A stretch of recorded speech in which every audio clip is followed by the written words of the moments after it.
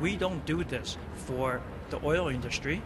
That's the industry giving us a lot of money. That's the heart and soul of Canada. It's no secret there's not a lot of funding at City Hall, and that has councillors making a balancing act out of its budget.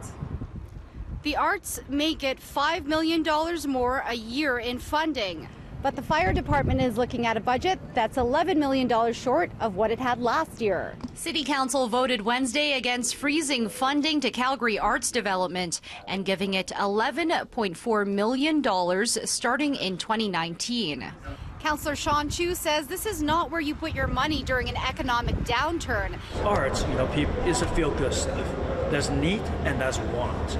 And I believe arts is want. Council asked the fire department where it could look for cuts, and it proposed getting a rescue unit truck and its 10 firefighters from an Ogden fire hall off the road. So for a serious and escalating fire, our target is to get 12 firefighters on scene, 4 trucks, within 11 minutes, 90% of the time. We're not doing particularly well on that measure right now. This will actually make that worse, because one of the trucks that contributes to that effective response force is this rescue unit. But that's not a risk Council wanted to take. It voted for $1.7 million in funding to keep that unit on the road. The originally proposed budget for the fire department is $11 million down from what it was last year, but neither the chief or the mayor would call it a cut. What happened is that the fire department has lost one contract, so that's a wash. They lost the revenue and they lost the expense, so it looks like it's a decline. It isn't, because they no longer serve the airport.